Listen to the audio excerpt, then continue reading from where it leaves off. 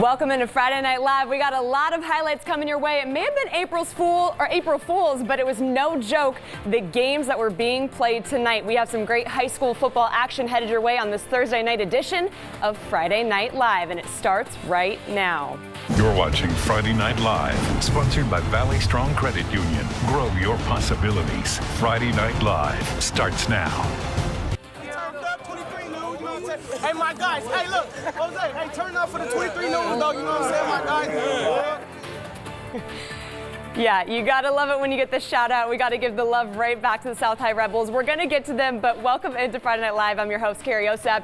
And as I said, it may be April 1st and it may be a Thursday, but you know what? It was no joke tonight. Kern County football, that was what we had on tap for you. And we're gonna start off with a matchup between the Highland Scots and those West High Vikings.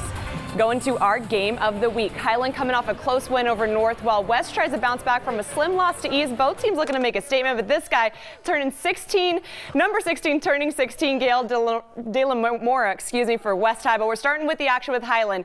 AJ Cleveland passes to Chris Gutierrez across the end zone for the first touchdown of the game. It's 7-0. Then West with the ball later. Dalton Leach doing things all over the field, gets in for the touchdown, cuts their lead to 14-7. But this little one, she's showing how you dodge and dip on a field, and Dizzy Brown takes notice. He dodges and dips the West High defense there to get in for another score, but then it's all defense here. They're going to get a blocked punt, and they're going to get on it for another score. They're just running it up. It's Aiden Cisneros who gets the ball in that one. It's 28-7.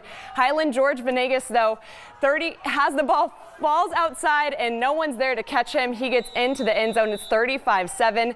West, though, would finish up the first half with this incredible touchdown pass, but Highland's leading 42-14, and they would go on to win this one by a final of 63-21. Headed over to East Bakersfield South, taking on East. The Rebels have a 10-0 lead to start the second half, but we're going to start it with East quarterback Johnny Salazar, who is going to be looking for his guy in the end zone, but it's intercepted.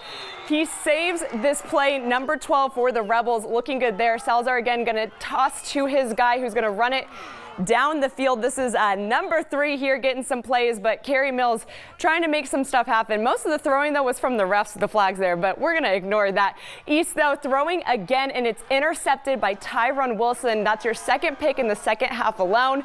South High Rebel fans, they're cheering all the way. And then King Ellis, give him the crown for one of the top plays of the night already. He's running into the end zone all the way down the field, more than 50 yards there. And guess what, guys? We started these highlights with defense. Let's end it with defense. East High looking for another play. Tip drill.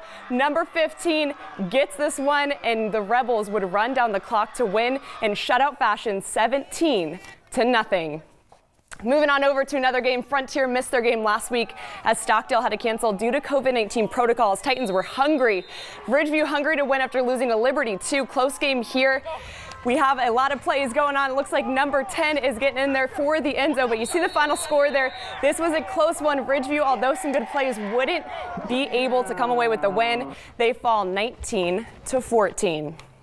Well, who loves a good rivalry game in week 2? I sure do. And Centennial lost in heartbreaking fashion in overtime to the Drillers last week, while Liberty rolled on Ridgeview.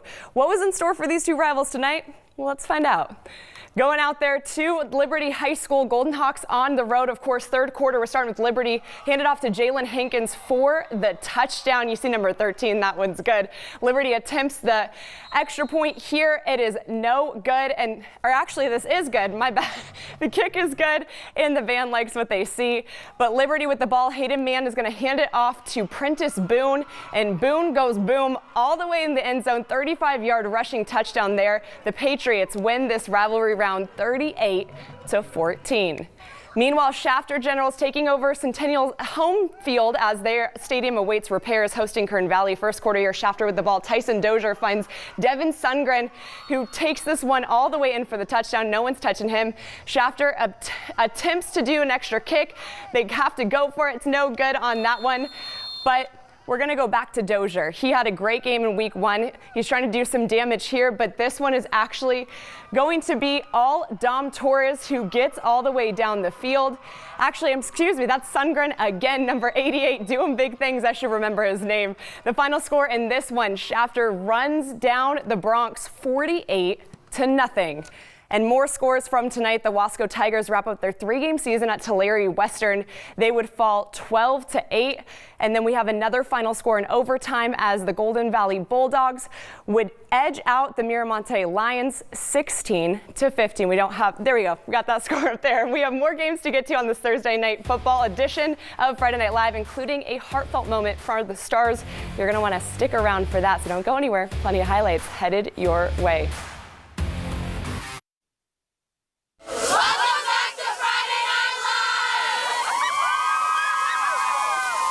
Thanks, of course, to the Scott cheerleaders there. Welcome back, as they said. And before North High's home game tonight, the Stars took time for one of their own who tragically passed away last June, as the team took a moment of silence for their teammate, Wyatt Birch. I'd like to observe a moment of silence for one of our fallen Stars, number 68, Wyatt Birch.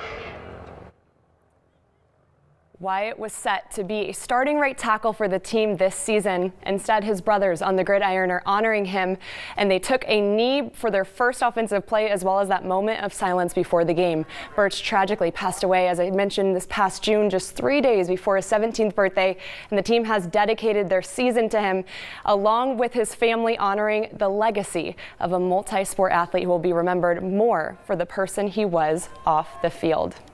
It's the representation of, how he's still here with us, even though he's not physically. And our first play from line of scrimmage, we'll only have 10 guys on the field. We'll be missing our right tackle because that's what he played. Yes, my brother is here with them. He wouldn't miss it for the world. He's always here with them. That was his sister there saying that they're always there with him. And of course, number 60 is represented on the players' helmets as well as the coaches' sleeves. But we're getting to the highlights from this one as North High was hosting Independence. We're going to start it off in the first quarter. Independence quarterback number 1, Laid on Denmark, with a long pass, which is intercepted by North Alex Rublacabra. That is number 2 getting the pick there. And of course, we know that Wyatt's family is in the crowd, and we know again that his spirit is with his teammates out there, especially tonight. And later in the first quarter, Independence with the ball as Denmark hands off to number 4, Evan Peeker, who peeks around the corner. He runs it in for the touchdown. It is 7-0 Independence. And to the second quarter, we are going to go, but look at the American flag flying there. We love to see those shots. Denmark here passes to number 2, Mekai Deans in the end zone.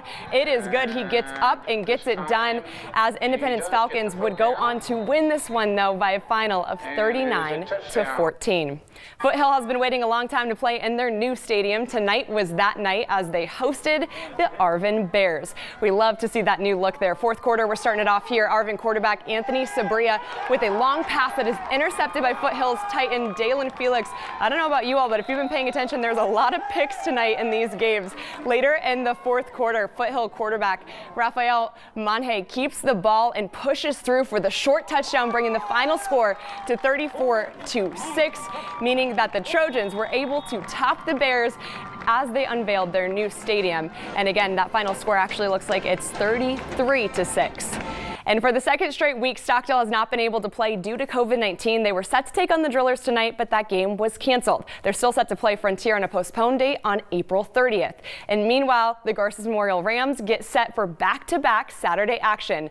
And their past game, man, was it a thriller. The Rams were hosting St. Francis. They started off hot, leading 28-14 by the half, but the Golden Knights would pack it on in the second, and they took a 48-28 lead by the fourth. Most teams would just call it quits by then, but the Rams, they found their heart in the fourth. They would pull within 6 before falling by a final of 48-42. Overall, incredible game for them. Now they'll look to host one of the top programs in the state as Sierra Canyon visits Sam Tobias Field on Saturday.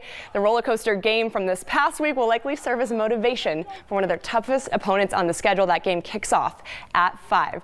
Well, stick with us right here on 23 ABC as we'll have my favorite part of the show, and probably yours too. It's the top 3 on 23. We're looking back at the best plays of the night. You're going to want to stick around.